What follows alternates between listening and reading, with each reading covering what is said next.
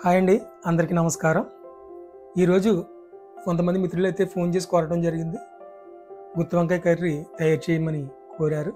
వారి కోరిక మేరకు అయితే ఈరోజు గుత్తి వంకాయ కర్రీ అయితే ఏ విధంగా తయారు చేయాలో పక్కా కొలతలతో అయితే ఈరోజు తయారు చేసి చూపించడం జరుగుతుంది.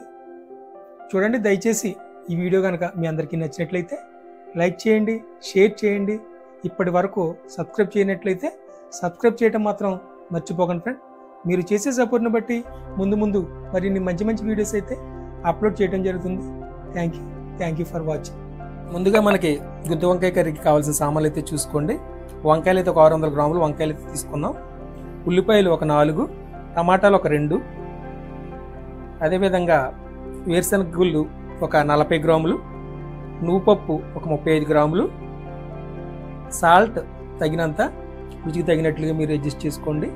పసుపు ఒక స్పూన్, ఆయిల్ ఒక 100 గ్రాముల ఆయిల్ అయితే తీసుకుందాం. అల్లం వెల్లుల్లి పేస్ట్ అయితే ఒక 40 గ్రాములు పడుతుంది. ఎండుమిర్చి ఒక 10 ఎండుమిర్చి అయితే పడుతుంది. ఎండు కొబ్బరి ఒక 30 గ్రాములు, ధనియాల పౌడర్ ఒక 20 గ్రాములు, జీలకర్ర పౌడర్ ఒక 10 గ్రాములు, గసగసాల ఒక 5 గ్రాములు, దాల్చిన చెక్క ఒక చిన్న ముక్క, లవంగాలు ఒక 4, యాలకులు ఒక 3, చింతపండు ఒక నిమ్మకాయ సైజులో ఉండాలి, పచ్చిమిర్చి ఒక 2 పచ్చిమిరపకాయలు అయితే తీసుకున్నాం, ఒక 5 కరివేపాకు రెమ్మలు, కొద్దిగా కొత్తిమీర ఎక్కువ ఇష్టపడే వాళ్ళు అయితే ఎక్కువ వేసుకోండి, లేదంటే మీ ఇష్టం అది. ముందుగా మనం వేరుశనగ గుళ్ళు అయితే వేపుకుందాం. ఇప్పుడు ఎండు కొబ్బరి అయితే వేసుకున్నాం. ఇదంతా కూడా బాగా కలుపుకోండి. స్లో ఫ్లేమ్లో పెట్టి మాత్రం మీరు వేపుకోవాలి. హై ఫ్లేమ్లో పెట్టడం వల్ల మాడిపోయే అవకాశం అయితే ఉంటుంది. అందుకోసం అయితే మీరు స్లో ఫ్లేమ్లో పెట్టుకుని మాత్రమే. ఇప్పుడు యాలకులు, లవంగాలు, దాల్చిన చెక్క ఇది కూడా వేసుకుని వేపుకుందాం. ఇప్పుడు ఎండుమిర్చి అయితే వేసుకున్నాం. ఇప్పుడు నువ్వుపప్పు వేసుకున్నాం. దాంట్లోనే కొద్దిగా గసగసాలు అయితే వేసుకున్నాం. ఈ విధంగా అయితే వేపుకోవాలి. నువ్వుపప్పు చిటపట్లాడే వరకు అయితే వేపుకోవాలి.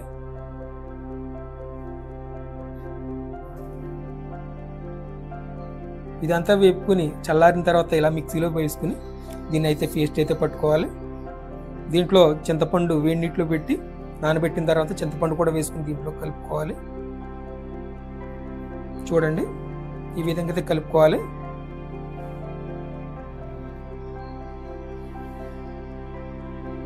దీంట్లో ఒక 2 స్పూన్లు అయితే కారం వేసుకున్నాం.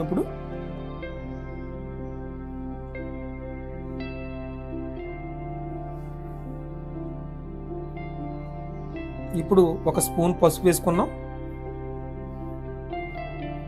ఉప్పు తగినంత మీరు అడ్జస్ట్ చేసుకోండి. ఒక 2 స్పూన్లు అయితే పడుతుంది నాకైతే, మీరు దాన్ని బట్టి మీరు అడ్జస్ట్ చేసుకోండి. అల్లం వెల్లుల్లి పేస్ట్ అయితే 1 స్పూన్ పడుతుంది. ఇదంతా వేసుకుని బాగా కలుపుకోవాలి. చింతపండు అయితే ఏంటో మీకు చూపించలేదు. చింతపండు వేడి నీటిలో నానబెట్టుకుని అయితే వేసుకోవాలి. మిక్సీ పట్టేసుకోవాలి. ఆల్రెడీ దీంట్లో పట్టేసుకున్నాం, అది స్కిప్ అయింది. పేస్ట్ అయితే రెడీ చేసుకున్నాం. ఇప్పుడు వంకాయలు అయితే కట్ చేసుకుని ఏ విధంగా స్టఫింగ్ చేసుకోవాలో చూపిస్తాను. చూడండి, వంకాయలు అయితే ఈ విధంగా కట్ చేసుకోవాలి. చూడండి, కట్ చేసుకున్న వంకాయలో స్టఫింగ్ అయితే ఈ విధంగా చేసుకోవాలి. మొత్తం అంతా కూడా ఈ స్టఫింగ్ అంతా లోపలికి వెళ్ళే వరకు అయితే బాగా పెట్టుకోవాలి. చూడండి, ఈ విధంగా అయితే ప్రతి వంకాయకి కూడా ఈ విధంగా స్టఫింగ్ చేసుకోవాలి. చూడండి,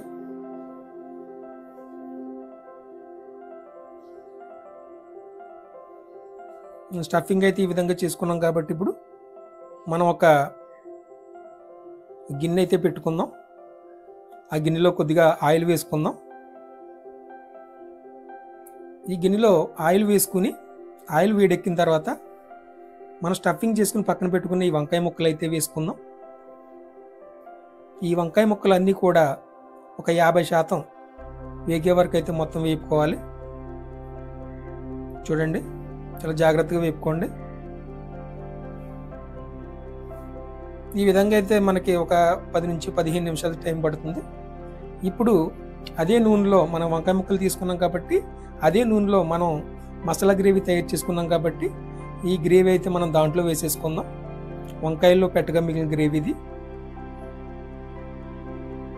చూడండి, ఈ గ్రేవీ వేసిన తర్వాత బాగా కలిసేలాగైతే మొత్తం కలుపుకోవాలి. ఇలా కలుపుకుంటూ ఉండాలి మధ్య మధ్యలో, ఎందుకంటే అడుగంటే ఛాన్స్ ఉంటుంది కాబట్టి ఖచ్చితంగా మీరు ఇలా కలుపుకుంటూ ఉండాలి. చూడండి,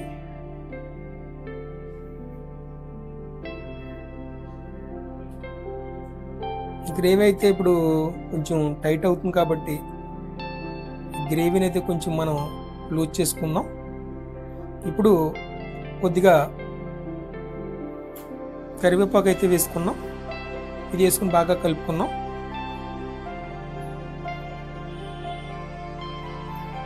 చూడండి, గ్రేవీ అయితే బాగా టైట్ అయింది కాబట్టి ఇప్పుడు మనం మిక్సీలో పట్టుకున్నాం కాబట్టి ఆ మిక్సీ గిన్నెలో వాటర్ వేసుకుని ఆ వాటర్ అంతా కూడా దీంట్లో వేసుకుందాం.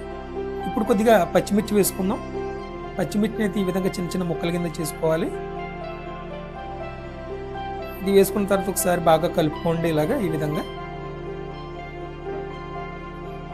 ఈ గ్రేవీ అయితే ఇంచుమించు ఒక 25 నిమిషాలు అయితే టైం పడుతుంది. ఒక 25 నిమిషాలు అయితే ఇలా ఉడికించుకోవాలి మీరు మొత్తం. అంటే పచ్చివాసన పోయే వరకు అయితే ఈ విధంగా మనం చూసుకోవాలి. ఇప్పుడైతే మ్యాక్సిమం గ్రేవీ అయితే రెడీ అయిపోయింది కాబట్టి మనం వంకాయలు అయితే దీంట్లో వేసుకుందాం. వంకాయలన్నీ కూడా దీంట్లో వేసుకుని మనం ఫ్లేమ్ అయితే తగ్గించుకుందాం. లో ఫ్లేమ్లో పెట్టుకోవాలి. లో ఫ్లేమ్లో పెట్టుకుని ఈ విధంగా అయితే మనం చేప ముక్కలు ఏ విధంగా తిప్పుతామో ఆ విధంగా మనం తిప్పుకుంటూ ఉండాలి. ఇంచుమించు ఒక 4-5 సార్లు అయితే ఇలా కలుపుకుంటూ ఉండాలి. ఒకవేళ మధ్య మధ్యలో ఒక్కొక్కసారి గరిటె పెట్టి అయితే మీరు కదుపుతుంటూ ఉండాలి. మధ్యలో సెంటర్లో అంటే కొంచెం అడుగంటే అవకాశం ఉంటుంది కాబట్టి సెంటర్లో మాత్రం గరిటె పెట్టి ఒక్కోసారి కలుపుకుంటూ ఉండాలి. ఈ ప్రాసెస్ అయితే దరిదాపు ఇంకొక 20 నిమిషాలు అయితే పడుతుంది. 20 నిమిషాల్లో మనకి కర్రీ అయితే రెడీ అయిపోతుంది. అలా మూత పెట్టుకుంటూ ఉండాలి. మీరు 5 నిమిషాలకి 10 నిమిషాలకి ఒకసారి చెక్ చేసుకుంటూ ఉండాలి. కర్రీ అయితే మ్యాక్సిమం రెడీ అయిపోయింది కాబట్టి ముందు కొత్తిమీర వేసుకుని అయితే ఒకసారి కలుపుకుందాం. చూడండి,